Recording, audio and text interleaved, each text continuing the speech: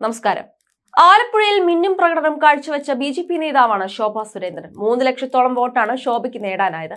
മത്സരിച്ച മണ്ഡലങ്ങളിലെല്ലാം വോട്ട് നില ഉയർത്തിയ ശോഭ ഇത്തവണയും പതിവ് തെറ്റിച്ചില്ല എന്ന് വേണം പറയാൻ. അതിന് കാരണം ഇവിടെയുണ്ടായ ജനപിന്തുണ തന്നെയാണ്.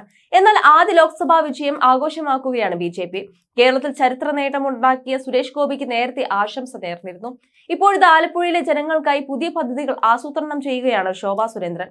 മിന്നും ജയത്തോടെ കേരളത്തിൽ ബി.ജെ.പിക്ക് ആദ്യ ലോക്സഭാ വിജയം സമ്മാനിച്ച സുരേഷ് ഗോപിയെ പ്രശംസിച്ച് ശോഭാ സുരേന്ദ്രന് 2 തവണ തോറ്റിട്ടും തൃശൂർ കേന്ദ്രീകരിച്ച് പ്രവർത്തിച്ച സുരേഷ് ഗോപിയുടെ മാതൃക പാർട്ടി പിന്തുടരണമെന്ന് പറയുകയാണ്. താൻ ഇനി ആലപ്പുഴ കേന്ദ്രീകരിച്ച് പ്രവർത്തിക്കും. ആറ്റിങ്ങലിൽ മത്സരിച്ചിരുന്നെങ്കിൽ ജയിക്കുമായിരുന്നു എന്നതിന് ഒരു പ്രസക്തിയുമില്ല. പാർട്ടിയുടെ തീരുമാനത്തിലൂടെ മാത്രമേ മുന്നോട്ട് പോകാൻ സാധിക്കുകയുള്ളൂ. ബി.ജെ.പിയെ CPM പ്രവർത്തകർ ഒരു ബദലായി കാണുന്നു എന്നതിന്റെ തെളിവാണ് തനിക്ക് ആലപ്പുഴയിൽ നിന്നും ലഭിച്ച വോട്ടുകളെന്നും ശോഭാ സുരേന്ദ്രൻ പറഞ്ഞു.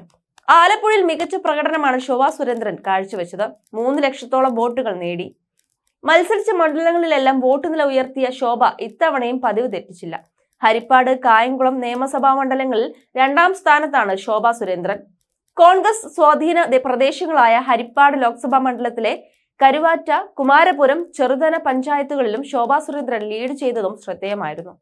കോൺഗ്രസിന്റെ KC വേണുഗോപാൽ 4,04,560 വോട്ടുകളാണ് സ്വന്തമാക്കിയത്. UDFന്റെ വിജയത്തോളം തന്നെ അഭിമാനകരമാണ് NDAക്ക് ആലപ്പുഴ മണ്ഡലത്തിലുണ്ടായ മുന്നേറ്റവും.